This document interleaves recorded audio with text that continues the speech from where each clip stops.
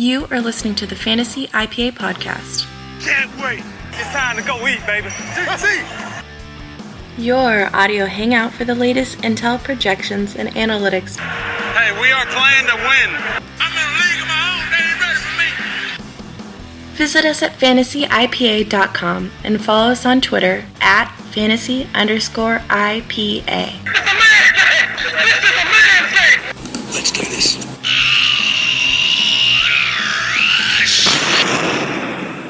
And welcome to another edition of the Fantasy IPA podcast, where we're wrapping up Week 4 and looking forward to Week 5. I'm Art Richardson. I'll be your host tonight, and I'm joined once again by Jamie Black. Jamie, want to say hi?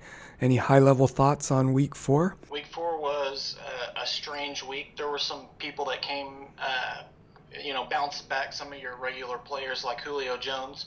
I don't expect too many 300-yard game bounce backs, but then again, there are also some other players who just kind of blew up that we didn't necessarily expect.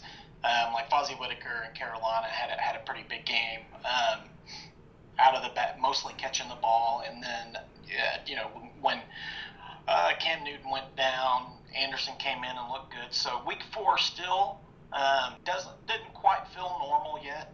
The NFL season's just settling in, so I do think we're getting back to the normalcy though. Once again, this week we're going to start out with a quick injury roundup. We're also going to splice in some bye-week talk and players returning from suspension just based on the timing of this week. We're going to then go into our waiver ads, where we'll talk about our priority targets as well as some of those deep league targets that you should be looking for. We're going to finish up with our buy, sell, hold, or fold section. Let's go ahead and jump in. We're going to start with the injury roundup.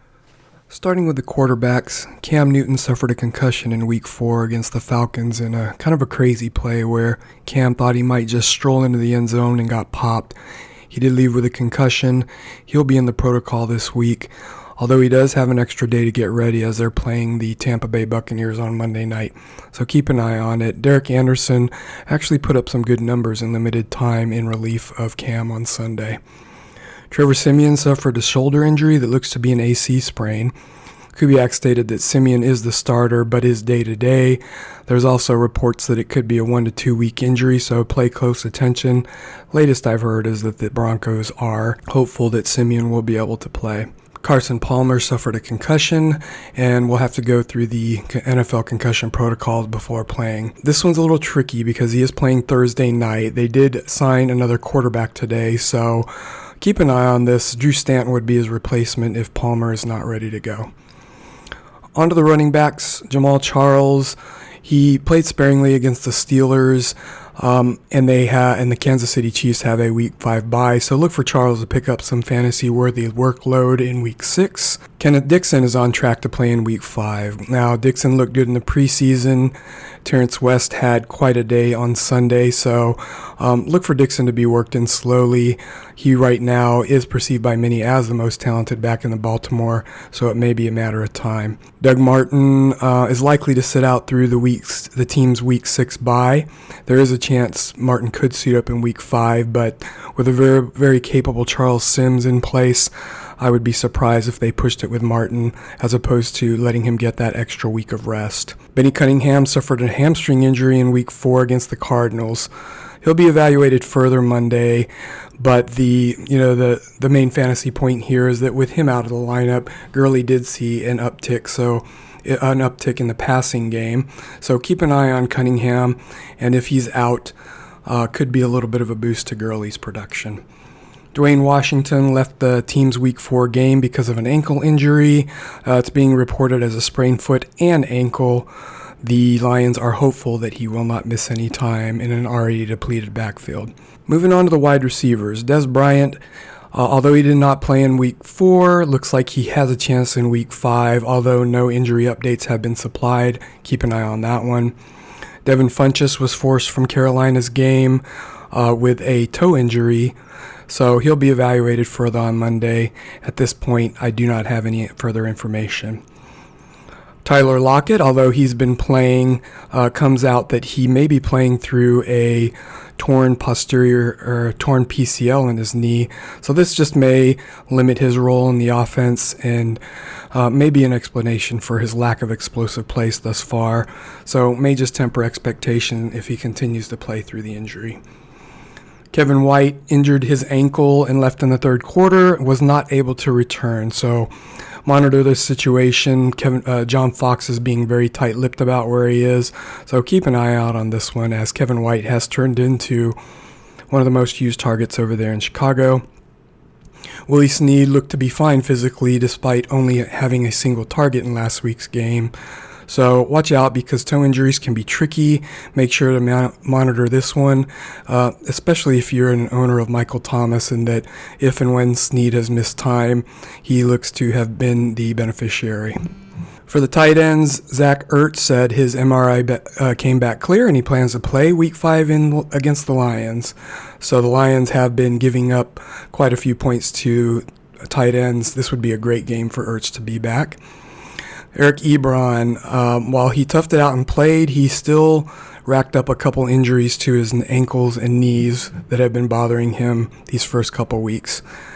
He appeared to be running fine, but keep watching him, as this is an injury that doesn't seem to be going away. Eric Ebron has been a solid but not spectacular starter. Lastly, a couple things to monitor. Tevin Coleman, this week, their game in Denver, he does have the same sickle cell trait that where Ryan Clark had to miss some time up there in Denver. So it looks like he's going to play, but they may reduce his workload. If you have other options, this might be a good week to look elsewhere. Moving into other players and other news, returning from suspension, Tom Brady will be back, angry Tom Brady, so start him with confidence. We'll talk about what that does to some of his past targets later in the show. Carlos Williams, he is off suspension, although haven't really heard a peep of interest in him, but we'll see if he starts to get workouts now that he's no longer suspended. Josh Gordon actually remains suspended indefinitely, so while he was due back this week, it looks like he's checked himself into rehab, and we'll have to wait until further notice to see what's going on there. Lastly, there are 4 bye weeks, so adjust accordingly. The Jacksonville Jaguars, the New Orleans Saints, the Kansas City Chiefs, and the Seattle Seahawks. All right, so that's going to do it for the injury roundup and the players returning from suspension. Let's jump into the waiver ads. Well, starting with quarterback, Jamie. In your priority ads, you have Joe Flacco, Carson Wentz, Dak Prescott, and Sam Bradford. What do you got on these guys? Yeah, with Flacco, we talked about him last week. He didn't have a great week 4, but the receivers are getting healthy. I think we saw that with Steve Smith this week, and we finally saw a semblance of a running game in Baltimore. And plus, he has a cake schedule. So with Flacco, sticking to my guns on what I said last week, pick him up if he's available. Carson Wentz, before his bye, was playing solid, and I believe we talked about that upcoming schedule after his bye against Detroit and Washington in weeks 5 and 6. He does draw Minnesota in week 7. That's a tough draw, but after that he gets Dallas and Atlanta, I think, in back-to-back weeks. And overall, Wentz has a very favorable schedule, so he should at least be considered a streaming option in all formats right now. And another rookie who is just playing phenomenal is Dak Prescott. 2 weeks in a row in standard formats, he's had top 10 finishes at quarterback, pending what happens tonight anyway. But I would say right now Dak is a rock-solid quarterback 2 with quarterback 1 upside. And again, I would say right now, because Romo will return at some point. But until Romo returns, you have to find room for this guy, especially if you need help at quarterback. He's a must-own in all deeper leagues right now, regardless. Put him on your bench, because we don't know what's going to happen with Romo when he does return. But even in your more shallow leagues, grab Dak Prescott right now until Romo takes back over. He is definitely worth adding. At the very least, as a streaming option, as he too has a pretty favorable schedule. And then Sam Bradford, we talked about Bradford getting more comfortable in the Vikings Vikings offense, and he went into Carolina and came out with a win, which isn't an easy thing to do, or at least we didn't think it was. Matt Ryan made it look easy this week, but Bradford still he looks solid. He's looking solid so far tonight. The Giants have been a good defense this year. Yeah, Sam Bradford. There's about a minute left in the third. Bradford's up to about 190 yards and a touchdown, so pretty solid. I think that if and when Bradford has to throw, which may not be often with that ridiculous defense that the Vikings are throwing out, he could put up some big numbers, but as of now, very, very solid. Let's move to the deep league ads, where we've got Trevor Siemian, Cody Kessler, Brian Hoyer, Colin Kaepernick, and Paxton Lynch. Siemian 2 weeks in a row looking okay, but take a look at him. He has a sprained AC joint, as mentioned earlier. Cody Kessler, still just an option in 2 quarterback leagues. Now, Brian Hoyer, an interesting blurb just came out that there is a possibility that Fox is leaving him open as possible starter moving forward, even when Cutler is healthy. So keep an eye on that. Otherwise, he's been serviceable. Kaepernick, once again, will be a preemptive pickup since Gabbert looks is still not really lighting the world on fire. And then Paxton Lynch, once again, monitor that situation with Siemian. Lynch looked serviceable when he stepped in relief, but will not have value unless Siemian is down. Let's move to the running backs, Jamie. The first 4 you have here are Charles Sims, Jerick McKinnon, Jordan Howard, and Duke Johnson. Yeah, and in no particular order. Right now, as Doug Martin's out, despite the poor week by Charles Sims, I mean, they got routed by Denver. That defense, they owned Tampa Bay's offensive line and Jameis Winston. Tampa Bay couldn't get anything going. But regardless, moving forward, while Martin's out, Charles Sims is he's a running back 1. And until Martin returns, I think he's a running back 1, and he should be owned and probably started unless you have better options. As far as McKinnon, we knew he would probably struggle in Carolina last week, but he's looked great so far tonight against a pretty good Giants team. He's going to lose some goal line touches, which will hurt, but overall, we're finally going to get to see what he can do, and the fantasy world's been waiting on this. And then Jordan Howard this week, he blew up with 132 total yards in week 4 for Chicago. I think it's time that he's picked up in all leagues. We saw him last week when he came in against Dallas in week 3, and he put up pretty good numbers there. And yeah, Detroit's not the strongest defense, but I watched Howard run, and he's the best running back in Chicago. If he's available, pick him up. I think he's owned right now in most leagues.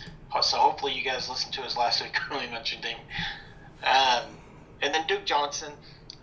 The thing with Hugh Jackson is I wrote an article early this year about him and what he does for running backs. And we've seen it with Crowell. And Jackson he's going to be involved as well. Or Duke Johnson, I'm sorry, I said Jackson. Johnson's going to be involved as well. 15 touches for 81 yards in week 3, 15 touches for 84 yards in week 4. I don't expect a lot to change. I expect him to see close to 15 touches a week, and he will probably take advantage of those touches. So definitely grab Duke Johnson if he's out there and you need running back help.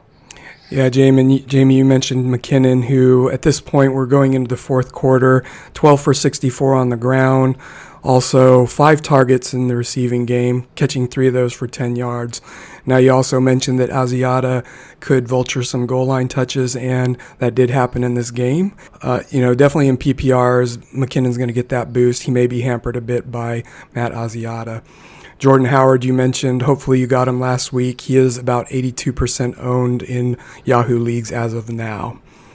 Jamie, let's move to the next set of running backs. We've got James White, Terrence West, Wendell Smallwood, and Dwayne Washington. Yeah, White didn't have a particularly great week 4, but when you look at the offense and what they did, it wasn't too bad either. He did have 50 yards receiving with Brissett at quarterback, and Brady's back now. So we see what the receiving running backs in New England do when Tom Brady's there.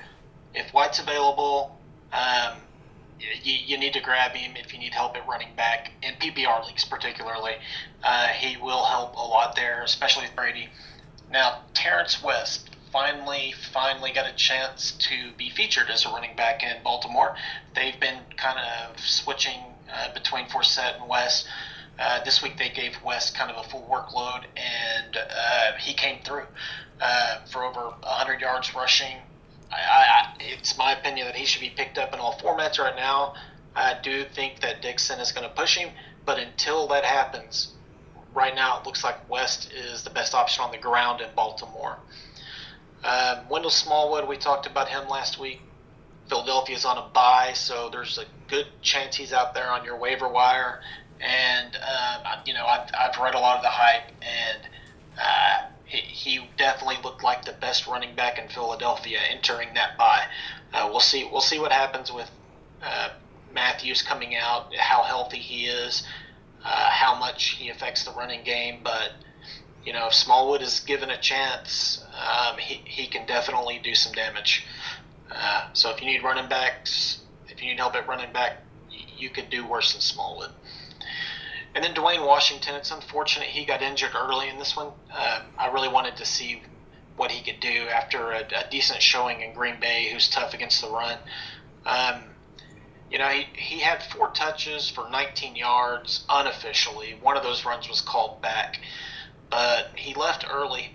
It doesn't sound like it's serious, and it even sounds like he might not miss a game, but it's too early to tell for sure. But if he's back, he should be very much in the mix on the early down work. Riddick's the back to own here, but Washington, especially in standard formats, he's probably going to be a pretty good pickup. Yeah, Harbaugh talked about on Terrence West changing things up in the running game, and it looks like it meant that he was going to give a full workload. And, Terrence West profiles as one of those types of backs that needs a bit of a workload to get going and to get into a rhythm. He certainly showed up. So we'll see how Kenneth Dixon's return affects him, but I agree we need to snatch him up right now. We've got 5 running backs to round this out, Jamie. Orleans Darkwa, Bilal Powell, Kenneth Dixon, Matt Asiata, and Fozzie Whitaker. Yeah, Darkwa, as long as Jennings is down, I think Darkwa's worth owning. I'm sure he has a tough matchup tonight versus the Vikings. I'm not exactly sure what his numbers are, but until Jennings comes back, pick him up on the short term. The running back in for the Giants is going to help you. Powell, he's had back-to-back weeks now where he was very involved, and he actually outplayed Forte this week. Forte's still going to be the guy there, but it looks like Powell's going to get regular touches. He's definitely earned them and should be involved weekly. So if you need help at running back, particularly in PPR formats, go out there and grab Powell. He should help you out for sure. Kenneth Dixon, this is a preemptive pickup that we've been talking about for a couple of weeks now. He's nearing a return. It sounds like it should be week 5. Again, West looked great this week on the ground, but Dixon's going to get a shot. So, if you need help, and you have room, Dixon's definitely a guy worth taking a shot on. Matt Asiata, we talked about him a few minutes ago. McKinnon's the guy there, especially in PPR formats. He's going to get the majority of the touches, but Asiata's still going to get his carries, and he's going to get goal line carries. And this Viking offense looks pretty good, so don't be surprised if Asiata scores 8 touchdowns or so this year. And then Fozzie Whitaker, 2 out of 3 games now that Stewart's been down, he's been the beneficiary. This week it was in the air. He caught 9 passes for 86 yards. He actually led the team in catches and receiving. So monitor Stewart's health in the short term. But in PPR formats particularly, if Whitaker's going to keep getting this kind of action, he's worth a short-term grab until Stewart gets healthy. Yeah, in the game tonight, Orleans Darkwa has 10 carries for 44 yards. He was also targeted twice, but couldn't pull any of those in. As we were speaking, Paul Perkins busted off a 67-yard catch, so he looks kind of spry. Keep an eye on that situation over there. Moving on to the deep ads, we've got Jay Ajayi, DeAndre Washington, Kenyon Barner, Josh Ferguson, CJ Spiller, Zach Zenner, and Devonta Booker. Jay Ajayi, although there isn't much to be excited about in that running game, he did lead the backfield in carries with 6 for 33, also caught a couple catches. I don't see how musical chairs back there is helpful to this offense, so we'll see if Gase starts to give one or two of these backs a little bit more work. Our bet is on Jay Ajayi. DeAndre Washington, looking very efficient over there, probably more efficient in another very crowded backfield. DeAndre Washington has been the most consistent of the bunch over there. Kenyon Barner, we talked about how a lot of those Eagle backs flashed against Pittsburgh. Let's see what shakes out after the bye week. Josh Ferguson, especially in PPR, he did have 7 catches. Anytime a back gets 7 catches, you've got to pay attention. Spiller surprised by getting into the end zone. Zenner, the big back, if Dwayne Washington can't go in Detroit. And then Booker, who has looked good in his limited touches and could be a boom for you if something were to happen to CJ Anderson. Let's move on to the wide receivers, Jamie. Your top 4 here are Terrell Pryor, Steve Smith Sr., Robert Woods, and Jeremy Curley. Yeah, Pryor, there's not much else to say here. We've talked about him for a few weeks in a row now, and he keeps getting it done. He had 9 targets again this week. He scored a touchdown. Right now, he's a must-own. Steve Smith Sr., it looks like he's finally getting healthy from that Achilles. He bounced, or I say bounced. He responded from a solid week 3 with an even better week 4, 8 catches, 111 yards, and a touchdown. He finally looks pretty healthy. I would say he's a must-add right now, at least for the short term. Robert Woods, Buffalo put Watkins on the IR, and Woods is the number 1 guy there right now, and he played well against New England. 10 targets in that game, 7 catches for 89 yards. I think Woods is probably someone you should pick up in all formats right now, particularly if you need help at receiver. And no one's really emerged yet in San Francisco. Right now, Curley seems to be the guy, but this could just be a 1-week thing, who knows. But he did have 9 targets, 6 catches for 88 yards and a touchdown, and I watched the game. He looked pretty good, so Curley is someone you could definitely do worse if you need help at receiver. Yeah, great to see Steve Smith breaking tackles and going into the end zone at his age. Such a gamer there. And then Robert Woods with Watkins out for the foreseeable future. If he can slide into that number 1 role, he could be a sneaky add there in an offense that looks to be trending up. Let's move to the second group of receivers, Jamie. You've got Jamison Crowder, Michael Thomas of the New Orleans Saints, Sammy Coates, and Dontrell Inman. Crowder, he didn't have nearly as big of a week 4, but he's still involved, and he's going to remain involved. So, he might even be dropped now after having a quiet week. And if he is, I would say in PPR formats, pick him up. I just don't see them not involving him every week. Michael Thomas is the guy who I would probably bump up here.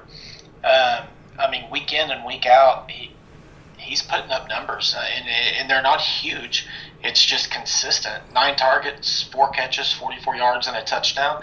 And it seems like every week he's getting, 4 or 5 catches, 60 yards, 50 yards. And Sammy Coates, we talked about last week how he's had a catch of 40 yards or more in every game he's played in. And this week, not the big plays, but with Marcus Wheaton back for his second game back, Sammy Coates actually outplayed him. 8 targets, 6 catches for 79 yards.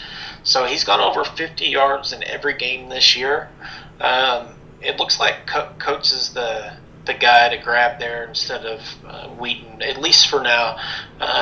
Coates is definitely the bigger playmaker, so I think it's time to consider him in all formats if you need help at receiver. Dontrell Inman, well, with Keenan Allen and Woodhead done, Gates can't get healthy and on the field. I don't think we should be surprised. Inman had some good games last year. He's finally getting involved this year. I think he'll probably stay involved to a certain degree because for whatever reason, even though Melvin Gordon's scoring touchdowns, the running game just isn't going in San Diego right now. So look for those receivers to stay involved. Yeah, Michael Thomas did pull in his second touchdown in as many weeks against San Diego. He also had one against Atlanta. So notable there that Thomas has had a pretty high floor and lowest reception total of 4, lowest yards in the 40s. He also looks to be performing fairly well on the road, which might be a difference for some of the Saints wide receivers. So he's been steady and consistent. Let's move on to the last 4 in the priority ads, Jamie. We've got Kenny Britt and Brian Quick, a couple Rams back-to-back, as well as Terrence Williams and Bryce Butler, a couple Cowboys back-to-back. So what do you got on these guys? Well, yeah, I'm not sure. I'm not going to reorder this, but Kenny Britt, out of these 4, I still probably would keep him on top. He's doing it again. I mean, a poor quarterback situation in LA, and Britt led the team with 82 receiving yards. He seems to keep getting it done every week. I don't know how, because they don't. It doesn't seem like the quarterback, has enough to get it done. But and then Brian Quick, this is the second week in a row with a touchdown. Actually, he had 2 touchdowns. The first one went for 65 yards, and then he scored the game winner. So it's hard. It's hard to trust the Ram receivers. Brian Quick was an up and coming prospect until he got hurt in 2014. So normally I wouldn't even mention him here. I would maybe mention him in deep consideration, but because of that upside, if you're dying at receiver, Quick he's a boomer bust player that might be worth taking a shot at. But he's probably more of a D-bad in this offense until they get a better quarterback, at least. Terrence Williams put together a nice game on the road. 4 catches for 44 yards and a touchdown on 6 targets. He could have easily had another touchdown. And then Bryce Butler as well. We've been talking about him for a couple of years here in Dallas, couple seasons. He's been flashing in the preseason. He's flashed in camp. He finally put together a regular season game with a stat line of 5 catches, 41 yards, a touchdown on 9 targets, and again on the road when we needed it. And Butler also could have had a second touchdown in this game. He led the team in targets and with second receptions this week. So Bryce Butler, he has a ton of upside, and he could be a difference maker. But keep in mind, Dez Bryant was out, so we needed these guys to step up. Until Dez comes back, hopefully one of these guys keeps getting it done.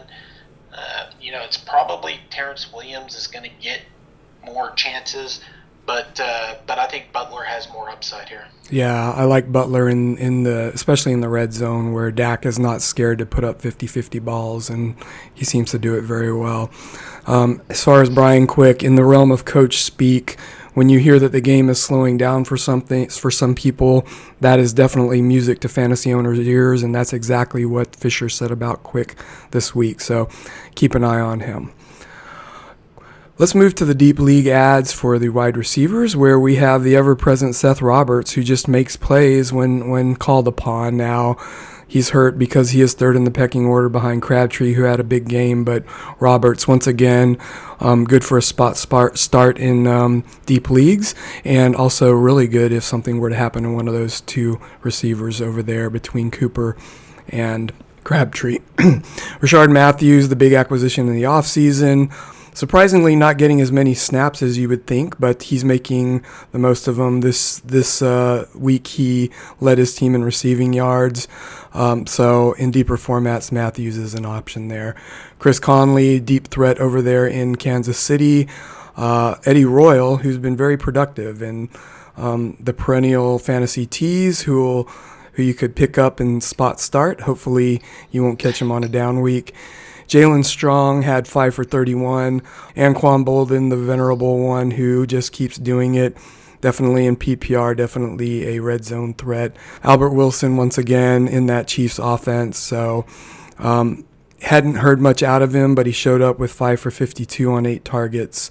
So keep an eye on that Kansas City team, who's been up and down. And if and when they have to throw, there may be opportunities for this receiving core. Let's move down to the priority ads at tight end, starting with Jimmy Graham, Kyle Rudolph, Cameron Brate and Zach Miller.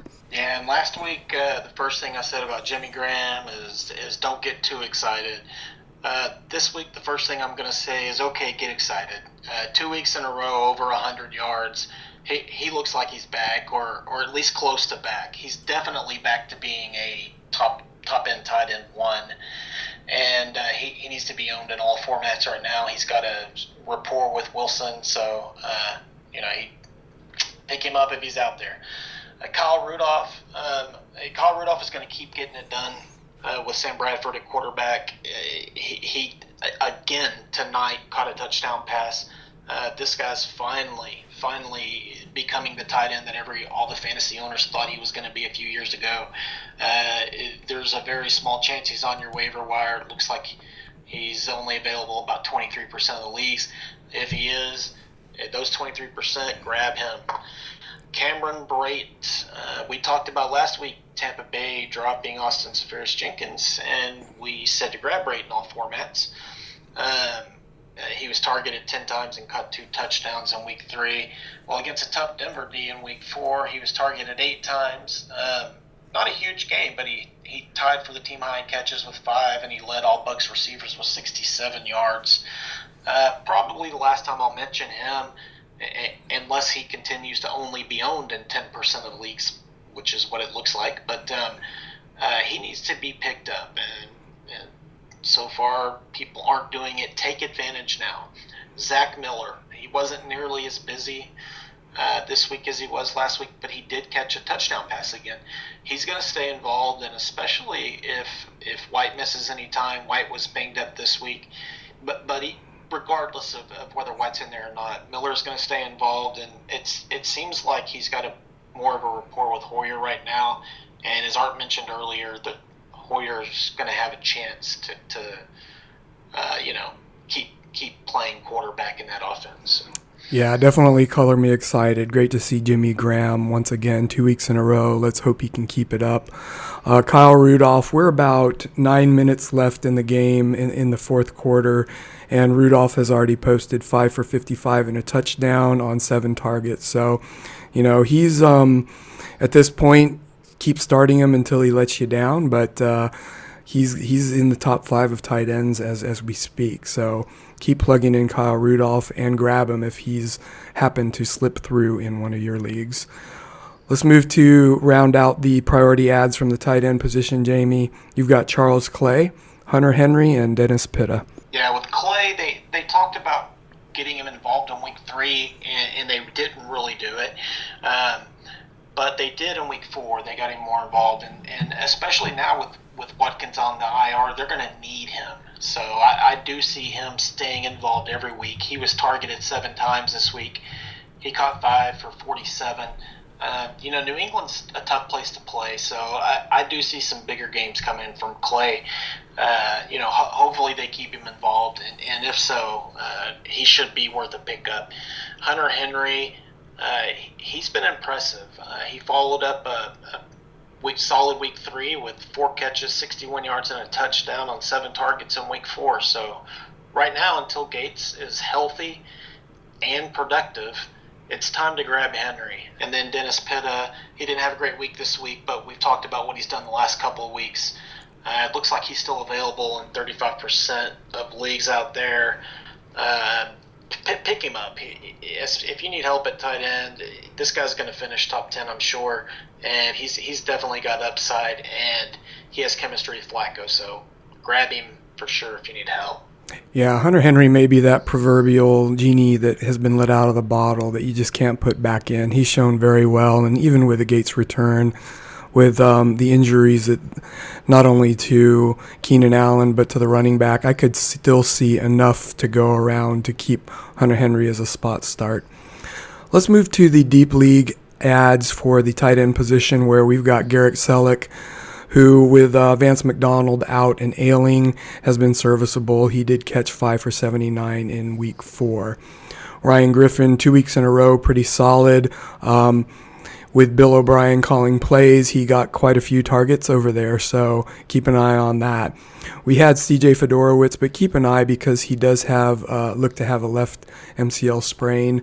And then Deion Sims, he Very quiet this week, but with Cameron out, in very deep leagues, you're going to want to have Sims on days where they're going to be featuring the tight end. All right, Jamie, so that's going to do it for the waiver wire column. We're going to jump right into buy, sell, hold, or fold. Starting at the quarterback position, Matt Ryan, Jamie, is the number one quarterback after 4 weeks. Obviously, he had the 500-yard game, a 36-point fantasy day, but he's been consistent otherwise. And from somebody who, flashed early in his career and has been kind of ho-hum as of late, he's been very consistent this year and, dare I say, an elite must-start quarterback to this point. So he did do it against a tough Carolina defense, theoretically, but he does get the vaunted Bronco defense this week. So what are you doing with Matt Ryan? Is it time to sell high on Matt Ryan? It depends. Matt Ryan, it's definitely not a fluke.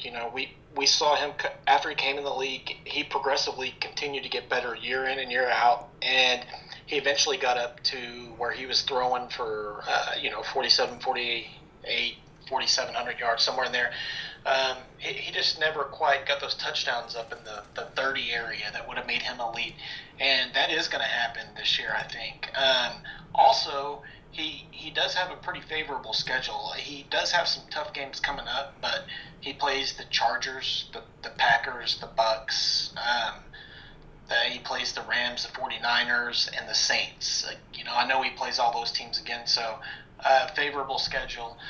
With that said, Atlanta's going to run the ball, and they're going to try and run as much as they can. And so right now, Matt Ryan he's not going to have 4 more games where he puts these kinds of numbers together in a row.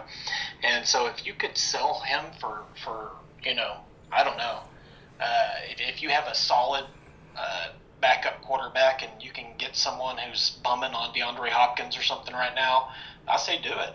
But at the same time, if you don't have a strong backup quarterback, Matt Ryan is that number one quarterback this year that can help you win a championship. Yeah, Matt Ryan gets Denver, then at Seattle, and then San Diego, which is not a bad matchup, but then Green Bay on October 30th. So I definitely agree. If you can get an elite skilled player, I would move Matt Ryan, but if you are looking for a quarterback swap out, I think he may be for real the second year in this offense, and with weapons to speak of, with the emergence of Tevin Coleman as a threat, and now Hooper and Sanu balancing out with Julio Jones, who you can just throw it to him. He'll get you 300 yards. I'm definitely not going to sell Matt Ryan unless I'm getting a premier skill position player. So let's move to kind of the opposite end of the spectrum, where we've got Carson Palmer. Right now, he's the 18th quarterback behind names like Dak Prescott, Flacco, Kirk Cousins. He started out with an 18-24 week, which is serviceable, but then the last 2 weeks he scored 7.5 and 13.5. Of course, he did leave early in this latest game. So is it time to move on from Carson Palmer? What are you doing with him? It might be. One thing that I noticed watching him play is it seems like he's not throwing the ball downfield as well as he used to. And that's such a big part of Arizona's game, is the downfield pass. And he's missed guys. He's underthrown them. I'm not sure if there's something wrong with his arm. I'm not sure. Last year, Drew Brees, the beginning of the year, he had something wrong with his shoulder, and he couldn't get the ball downfield, and he was missing receivers. But we haven't heard of anything, so it could just be regression. And that does concern me. So at this point, if someone's still going to pay last year's stock value for Carson Palmer, I say sell him and move on, because I am a little bit concerned.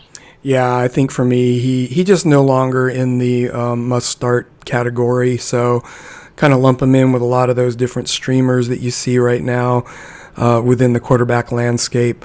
But at this point, I would say that he's definitely not a must-start. Let's move to the running back position, Jamie, where Jordan Howard had a very good game in really his first full start. He went 23 for 111, even caught 3 passes for 21 yards. Now, Langford came into the year as the starter, but he's probably out at least another 3 to 5 weeks.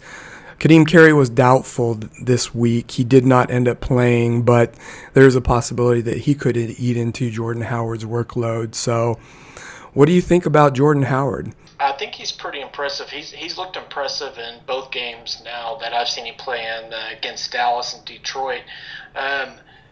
Carey is the one that I would worry about eating into his workload because of how well he was looking before he got dinged. But Howard looks like the real deal right now. Yeah, I think, you talked about Langford, and to this point, he's under 4 yards a carry, so very inefficient. Jordan Howard, I've been telling people to go target him. I think he's going to maintain running back 2, mid running back 2 to high running back 2 value. So for me, he's a buy. You still may be able to pick him up for the people that know that Langford is over there. So I actually think he's a pretty good buy right now, although his price is probably a little bit bigger than it was last week. Let's move on to the situation in Baltimore. We touched on Terrence West finally getting a big workload. However, we do have Kenneth Dixon slated to return in Week 5. Terrence West did rush for 21 times for 113 yards and a touchdown, although he wasn't very involved in the passing game. Buck Allen actually got a couple targets over there. But regardless, I think the big factor here is Kenneth Dixon's return. So is now the time to sell on Terrence West, Jamie? What do you think? We haven't seen Kenneth Dixon run the ball yet, so I mean, you got to keep in mind he's a rookie and he's been hyped up, but he's a rookie. So and West, we've been talking about him for a couple of years now and his upside, and then in camp, he lost weight, he looked great, he was playing great, and he was just really never given a chance to be featured. He suited up every week, but he was only getting maybe 10, 12 carries, I believe. And I think he was getting roughly 40 yards out of those games. But the first week he was featured, granted it was against the Oakland defense, he had 100 yards and a touchdown. So I think he's a solid running back on the ground. I do think he's going to lose some touches when Dixon comes in, but I don't think they're necessarily just going to hand it over to Dixon. Dixon will be involved. He's going to have to earn it. So this is really tough for me. If you could get something of value for West, and by a value I mean maybe if you need help at receiver and you can get a mid to low end wide receiver 2, or maybe even a mid to low running back 2 for West, I think I would do it. Yeah, and West, he still is out there in over 70% of leagues. So if he's out there, definitely grab him. I'm going to say hold on to West because it is shiny and as good as someone can look in the preseason. There's a lot of nuance to the game that, rookies don't necessarily come in. So I'm definitely holding on West until I see what happens moving forward. I do think that West is going to be getting those heavier workloads moving forward as it worked out for them this week. So for me, West is a hold. Kenneth Dixon is probably also a hold, or actually a preemptive pickup at this point. Let's move to the number 1 running back in fantasy football, which is DeMarco Murray. After 4 weeks, he scored no less than 21 points in PPR. He's getting it done with 19 receptions. He's got 4 touchdowns, solid rushing totals. On the flip side, we have this upstart rookie that also looks pretty good when he gets opportunities, and Derrick Henry, he just doesn't seem to be getting many opportunities. So what are you doing with DeMarco Murray? And then next, after that, what are you doing with Derrick Henry? Right now I'm holding on to Murray. I don't think anything's going to change. In fact, every week this year, Henry has played less and less from a snap standpoint, and Murray has been getting a larger share of the touches. He's the type of running back that he plays stronger the more touches he gets. He was like that in Dallas, and I know running backs can't hold up like that, over a long period of time, but he didn't play a lot last year, and we're talking about redraft right now, so I'm hanging on to Murray and riding him, and I think he's someone who could definitely help you this year. I really don't see a lot changing. As far as Henry goes, man, in dynasty formats, he's a great grab. I'm really concerned though that I don't necessarily see him getting a lot of touches in this season moving forward, and unless the game is out of control or DeMarco Murray needs rest. It seems like Murray's kind of taken hold of that running back position, and he's probably going to hang on to it. Yeah, I would definitely hold on to Murray. I did actually see Murray get traded for Todd Gurley last week, and it looks like the Murray owner may have gotten the better end of that deal. But for Derrick Henry, I mean, if you have room, I think he's a good handcuff to hold on to in the event of a DeMarco Murray injury. Otherwise, in really short bench leagues, I think Henry might be somebody that you can actually let go onto your waiver wire. Let's move into the wide receiver position, Jamie, where we talked about Houston and Bill O'Brien taking over the play calling. In his first day of play calling, 6 targets for Hopkins, 9 for Will Fuller. Fuller ended up with 7 for 81 and a touchdown. Nuke, just 1 for 4. So what are you doing with Will Fuller and then DeAndre Hopkins? Well, I can tell you right now, I'm buying Hopkins. If you can get Hopkins at the way he's playing, grab him. Hopkins is one of the best route runners in the NFL, and O'Brien's even talked more about this year about how much he's improved his route running from last year. And part of the reason O'Brien was calling the plays is he wants to get his running game going, but also he was going to move DeAndre Hopkins around and get him more involved. It just didn't happen this week. He was double teamed. He was bracketed almost every play. And they're not going to force the ball to him this year like they've had to in the past because Will Fuller is there to take advantage. Will Fuller has been taking advantage, but there's no way teams can just keep leaving Fuller out there one-on-one, and it's not going to happen. And sooner than later, that running game is going to get going. The offensive line, they looked a little bit better this week. Tennessee's a little bit more of a formidable opponent, but they did look a little better this week. And so I think that running game is going to get going. And then I also think Fuller is going to demand more attention. Nothing's wrong with Hopkins, and he's also starting to get a little irritated. Squeaky wheel generally gets the grease with these top stud wide receivers. So, I think his time is coming. Yeah, I'm definitely targeting Hopkins. I've already sent out a couple trade offers for him, but you talked about his route running, and you can't say that without talking about his ridiculous hands where he generally sucks everything in that's within his radius. So go out and grab Hopkins, who, by the way, all of last year, I'm sure he saw double coverage. So I'm not sure I'm buying the bracket and double coverage excuse from O'Brien. O'Brien will get him involved going forward. Let's move on to the New Orleans Saints, where we've got 3 receivers I'd like to talk about. Willie Snead came out on fire, has slowed down with an injury the last 2 games. Michael Thomas, who's been steady throughout and looks to hold a pretty high floor over there. And then Brandon Cooks, who tough last 2 games, even a tough game in the track meet that was the Saints and the Falcons a couple weeks ago. That was surprising. But what are you doing with these 3 receivers? Snead with the toe injuries, Thomas solid. He's actually a top 25 wide receiver, and Cooks, who's been very inconsistent, much like last year early. Yeah, and Cooks in his career, he's always been inconsistent from his home and away games. And I think we expected it from Cooks this week with him being followed by Jason Verrett. He's the type of cornerback that can't take Cooks out of the game, especially when Cooks is not at home. And then week 3 at home, Desmond Trufant, he's pretty much owned Cooks in his NFL career thus far. He's one of those cornerbacks that he plays well against small, fast receivers. So I wouldn't make too big of a deal of that. In fact, I would go target Cooks right now. There's probably some owners out there panicking, and he's going to have a big year. As far as Snead goes, maybe he was a little banged up still. Maybe he wasn't. He also plays better at home. I'm not sure exactly why. He should have had a better game this week. So I'm not sure if he's 100% healthy yet. But again, with Snead, I think he's going to be fine.